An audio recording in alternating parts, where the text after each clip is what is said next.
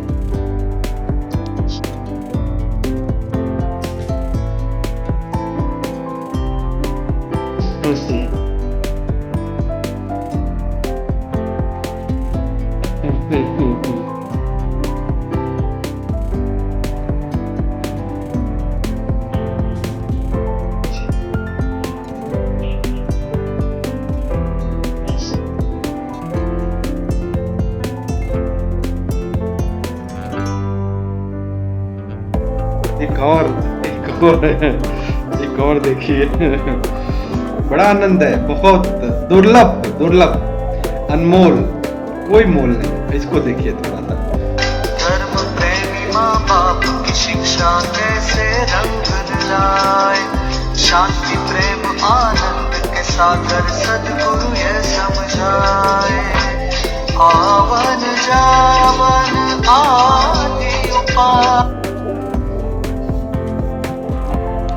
बहुत दुर्लभ, बहुत दुर्लभ। और मैं तो वास्तव में हृदय से उन सभी गुरु भाई बहनों को खूब खूब नमन करता हूँ जो गुरुदेव के साथ में। तो दो बहनें तो गुरुदेव बैठने लगे तो उनकी जो सफ़ेद शॉल धोती जो है फंस गई, तुरंत उन्होंने छुड़ाया भी, गुरुदेव के हाथ का सहारा दिया। तब सोचो आप, ब्रह्म को इतना करीब से छूने का, जानने का, मिलने का ऐसा सौभाग्य मुझे तो लगता है कि बहुत पुण्यशाली हैं। मैं तो जितने भी जहाज में हैं भाई बहन सबको मैं कोटि कोटि नमन करता हूँ। और थोड़ा सा मुझे लगता है कि कुछ अपने अनुभव भी जरूर, आपके कुछ अनुभव हो, कुछ ऐसे विचार हो तो कैसा बापूजी जब आपके बगल से गए तो क्या आपने भी वो सुगंध महसूस किया? आपने शरीर में कंपन महसूस किया?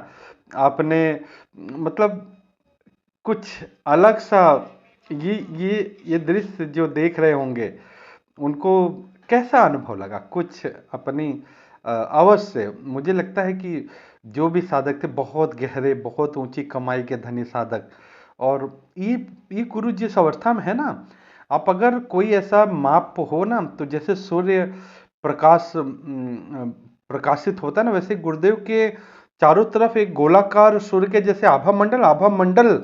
और ये आभा मंडल खाली वही नहीं है, पूरे जहाज को आच्छादित किया होगा। मुझे लगता है कि जितने लोग भाई बहन थे उन सब ने इसका अनुभव खूब किया होगा, खूब अच्छे से किया होगा। और बहुत बहुत सौभाग्य की बात है, मैं तो कहता हूँ कि परम सौभाग्य है। और अब हमारे हिस्से में क्या आता है, देखो ये बहुत बड़ी बात है कि अब गुरुदेव का जोधपुर आ गए हैं, फिर आरोग्य में और चिकित्सा संस्थान जाएंगे, जांच की वर्तमान स्थिति का रिपोर्ट बनेगा जो कोर्ट में देना भी है, उचित भी है।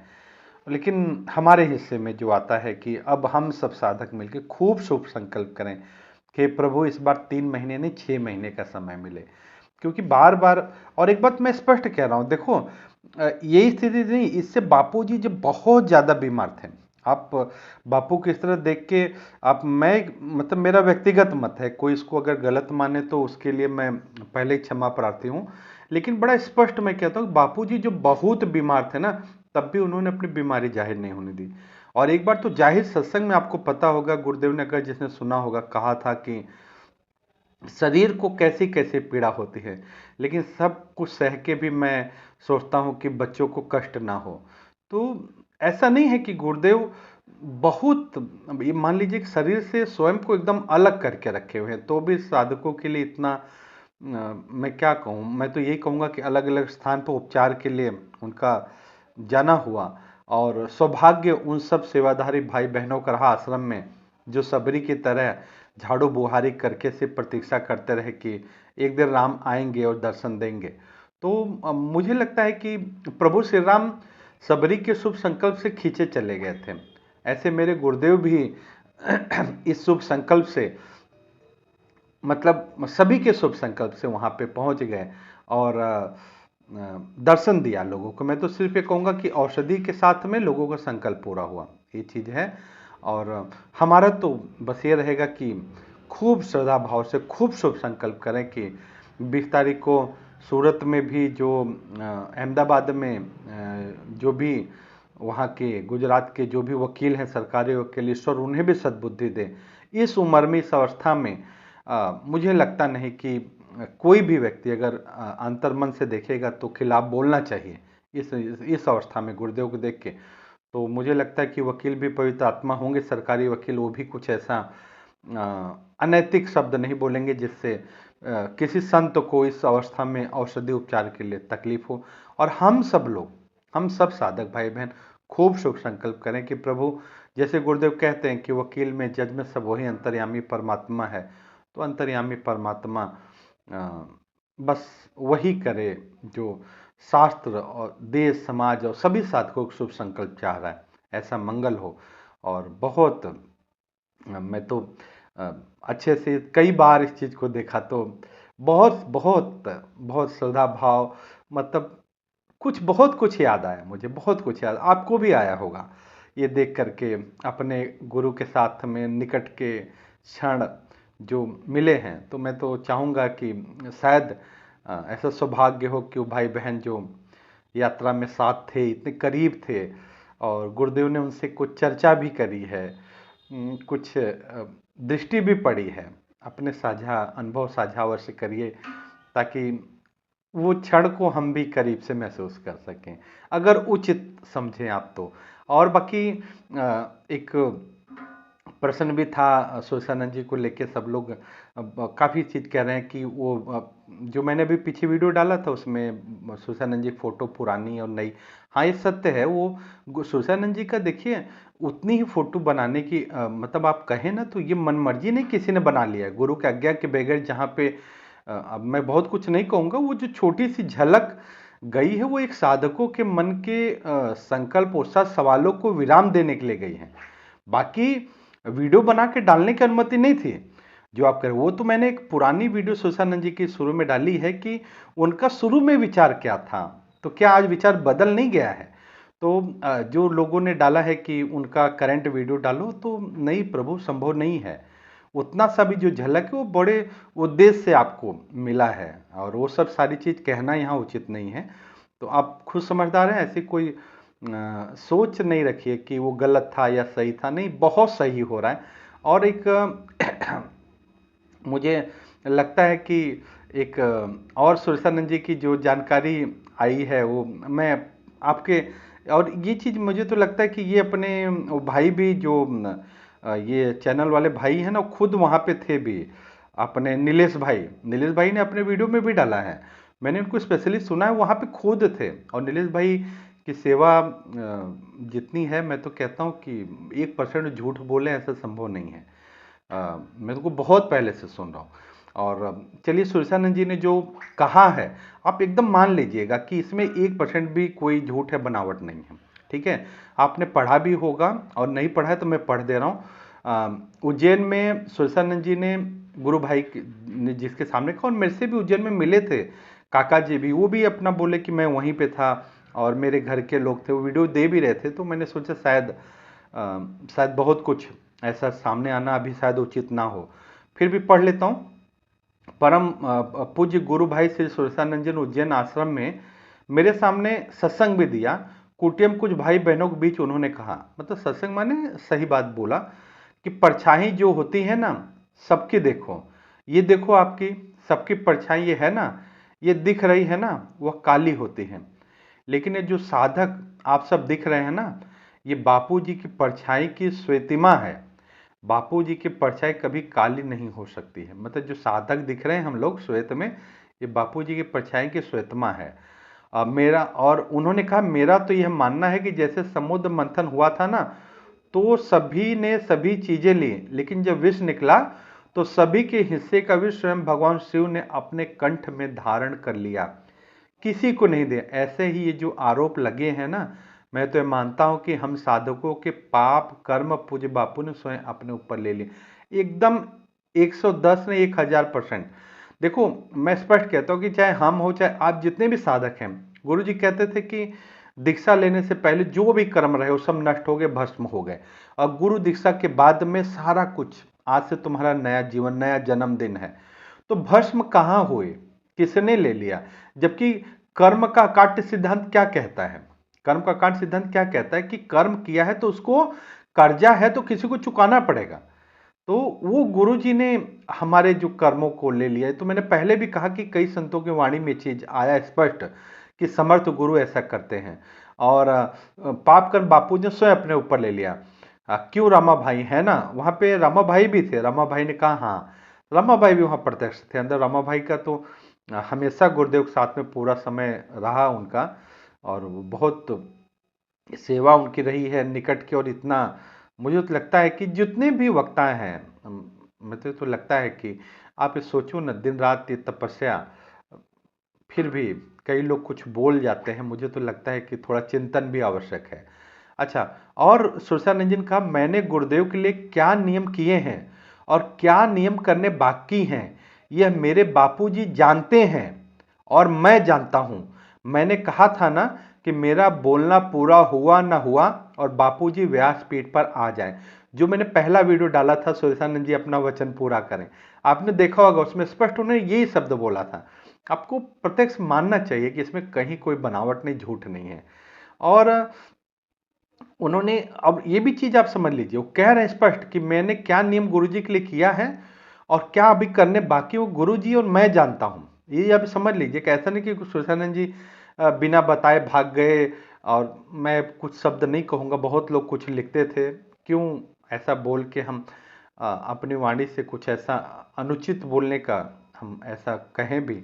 चलिए, अभी देखो उन्होंने क्या बोला, अगली लाइन, यह जो अभी बेल मिला है एक कंडीशनल बेल है, लेकिन हम चाहते हैं कि कोई कंडीशन ना हो।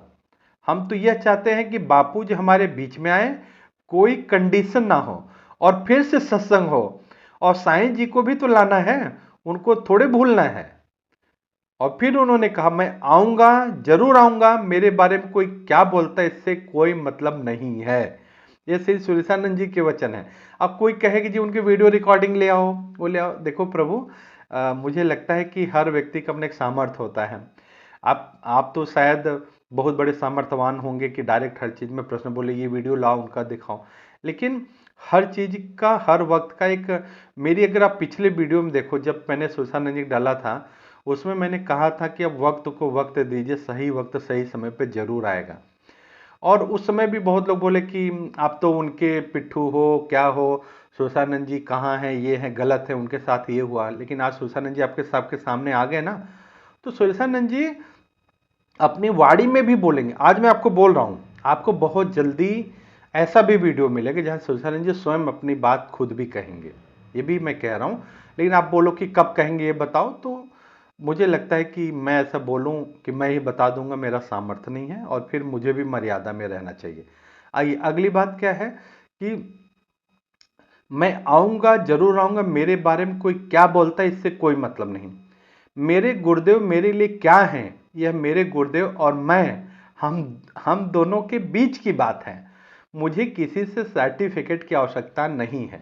ये तो देखो, ये तो मुझे लगता है कि कितने अच्छे साधकों से मैंने कहा कि प्रभु मैंने वीडियो डाला, लोगों के ऐसे ऐसे कमेंट्स आ रहे हैं, तो मैं आपका जवाब देने से पहले अपने से श्रेष्ठ साधकों से विचार विमर्श करता हूं। ऐसा नहीं मैं मनमानी बोलता हूं। मुझे मालूम है कि बहुत अच्छे अच्छे साधक है, साधना के धनी है, गुरु भक्ति के धनी है, बहुत है, उनके सामने कुछ नहीं है।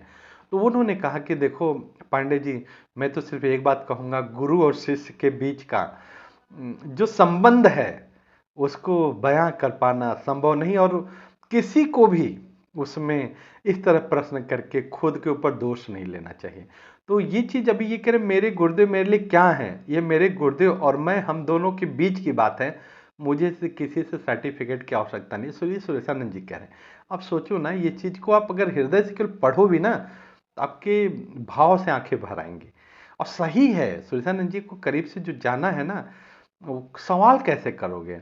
और वो कह रहे हैं कि हम सभी भगवान महाकाल की नगरी में भगवान महाकाल से प्रार्थना करते, क्या करें, सानंद मानंद वने वसंतम, आनंद कंद हत पाप वृंदम, वाराणसी नाथ नाथ नाथम, श्री विश्वनाथम शरणम प्रपद्ये। इसमें कह रहे हैं हे भगवान महाकाल, हम सभी आपसे प्रार्थना कर रहे हैं कि हमारे गुरुदेव, और लिख रहे हैं कि मैं भूल रहा हूं। तो मतलब कैसे उस शब्द कहां से लाओगे आप, उस जगह स्थिर होके तो देख लो एक बार, कहां से बोल पाओगे। भगवान राम जी और लक्ष्मण जी का प्रसंग बताया कि जब भगवान राम जी के चारों भाइयों ने जन्म लिया, तब लक्ष्मण जी जोर जोर से रो रहे थे। सारा कुछ किया गया फिर भी चुप नहीं हो रहे थे। तब किसी संत नाम बताया कि उन्होंने कहा कि इनको राम जी के बगल में लिटा दो। जैसे उन्हें राम जी के बगल में लिटा दे तुरंत शांत हो गए। इसी तरह सभी साधकों को पूज्य बापू जी का खूब सानिध्य मिल रहा है, सत्संग मिल रहा है। मैं तो सभी साधकों को खूब प्रणाम करता हूं कि आप लोग तभी से ऐसे विपरीत समय में भी श्रद्धा और भक्ति से लगे हुए हैं। रामा भाई और आप सभी साधकों को मैं हृदय से प्रणाम करता हूं। ये सुरेशानंद जी की वाणी है। और जब नीलेश भाई ने, जो अपने मुझे लगता है नेशनल न्यूज क्या नाम से आता है, नीलेश भाई को उन्होंने पूछा, लोग कहते हैं कि आपकी हत्या कर दी गई है, तब सुरेशानंद जी ने उत्तर दिया, ऐसे लोगों से कहना कि काल भी उसका क्या करे, जो भक्त हो महाकाल का, ऐसे सर्व समर्थ बापू का मैं शिष्य हूं। ये श्री सुरेशानंद जी की वाणी है। अच्छा प्रभु आप बताओ, इसको सुनने के बाद भी आपके मन में भी संशय रह रहा होगा ना कि जी ये तो कोई भी टाइप करके लिख दे, कोई भी बोल दे, सुरेशानंद जी खुद आके बात कहें। तो मतलब मुझे लगता है कि ये शब्द अगर कोई कहता है ना, सुरेशानंद जी खुद आके वीडियो में बोलें कहें, तो ये शब्द बोलने के लिए आपकी आध्यात्मिक ऊंचाई उस स्थान पे होनी चाहिए, मुझे लगता है। आप प्रश्न करें, नहीं तो ऐसे ही प्रश्न बोल रहे हैं ना, मुझे लगता है प्रभु या तो मुझे लगता है कि ठीक से गुरुदेव को जाना या पचाया नहीं होगा तो ऐसे प्रश्न होंगे, या मुझे लगता है काफी समय से गुरुदेव का निकट सानिध्य नहीं मिला हो, और समर्पित अच्छे गुरु भाइयों का, समर्पित गुरु भाइयों का वो निकट सानिध्य नहीं मिला होगा, तभी ऐसे प्रश्न आ सकते हैं मन में। और मैं किसी आश्रम के ऐसे किसी का समर्थक ऐसे नहीं हूं, आप भूल जाओ। बहुत ऐसे साधक हैं कि जिनकी आध्यात्मिक ऊंचाई बहुत ऊंचे है। और हाँ ठीक है, सब कोई कहते नहीं, बापू खुद कहते हैं कि सब लोग अपने अपने संसार से निकल के यहाँ पे आए हैं, तो सब दूध के धुले हुए, ऐसी कोई बात नहीं है। सब तरह के हैं, लेकिन बस हमारा जिससे मंगल हो सकता है, ऐसे भी बहुत साधक हैं। और उस चीज़ को मुझे लगता है कि ये बहुत मंगलमय वीडियो और दर्शन मुझे लगता है कि ये गुरुदेव का दर्शन आप देख रहे हैं ना, ये इसको, ये देखो, निहारो बापू को।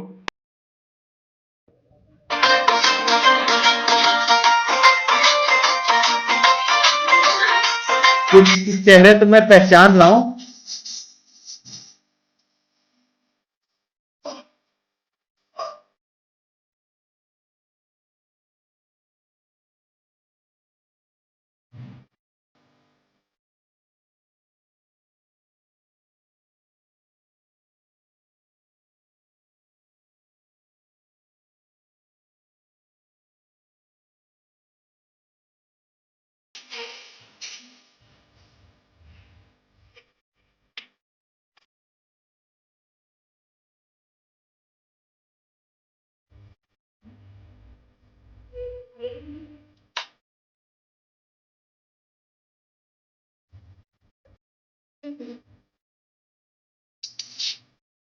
ये देखो आप, ये दो बहनें हैं, देखो अभी, ये देखो, ये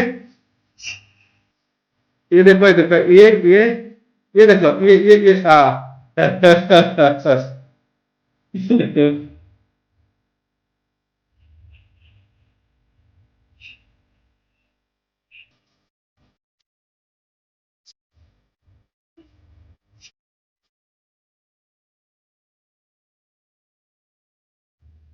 भाई जहाज वाले भाई बहन, कुछ अपने अनुभव जरूर भेजिएगा, कुछ मन को बहुत तसल्ली होगी। कैसा रहा गुरु का निकट सानिध्य, कैसे अनुभव रहे कुछ। मुझे लगता है कि गुरु भाइयों से साझा अवश्य करना चाहिए। और जो भी गुरु भाई बहन साथ में थे, बहुत बहुत सौभाग्यशाली। पीछे भी यात्रा में कुछ भाई, बस बहुत अच्छा। मुझे लगता है कि बहुत पुण्याई है आपका, आपको पहले पता चल जाता है कौन सी जहाज, कौन सा सीट है। और कई बार तो कई साधक ऐसी बढ़िया व्यवस्था है कि उन्हें पता होता है बापू को फलाना नंबर सीट है, उसके सामने बगल वाली सीट की सेटिंग हो जाती है। बहुत है, अच्छा है, कोई बुराई नहीं। मैं तो कहता हूँ कि साधक गुरुदेव सत्संग में आसन बिछा के जगह घेर लेते थे, कोई बुराई नहीं है। जिसके भाग्य में गुरु का सानिध्य दर्शन लिखा है, तो उससे बड़ा सौभाग्यशाली कौन है। और हम ऐसे गुरु के शिष्य, ऐसे गुरु भाइयों के, गुरु साधक भाई बहन, हमारे साधक भाई बहन है, उसके लिए भी हम अपने सौभाग्य को खूब धन्यवाद देते हैं। फिर भी बहुत अच्छा लगा, बड़ा मन किया तो इससे वीडियो बना के आपसे थोड़ी चर्चा कर ली। फिर भी आप अपने विचार, और सही बात है, मैं फिर भी आप लोग कड़े शब्द से प्रश्न पूछते हो, मैं बुरा नहीं मानता। मुझे लगता है कि आपके मन की पीड़ा व्यथित है। जिस दिन मन की पीड़ा दूर होगी, आप भी ऐसा कुछ नहीं कह पाओगे। आपके प्रति मेरे मन में कोई द्वेष भाव नहीं है। आप लिखते हैं, इसका मतलब आप मुझे देखते सुनते तो हैं ही। बहुत बहुत धन्यवाद। प्रतीक्षा रहेगी आपके कमेंट्स की। पिछली वीडियो में भी आपके सवाल कुछ आए हैं, सारा इकट्ठा करके ही एक वीडियो में हम साधक भाई बहन प्रश्न कर लेंगे। गुरु दर्शन की खूब खूब बधाई, और खूब शुभ संकल्प करिए कि अब की बार 3 महीना नहीं, सीधे 6 महीने के लिए, और वो भी कोई बंधन के लिए नहीं, ये पुलिस वाले सिक्योरिटी ना रहे, और बापू को इलाज की स्वतंत्र अनुमति मिले। ऐसा शुभ संकल्प सभी करें। सभी को खूब खूब धन्यवाद। हरिओम हरिओम।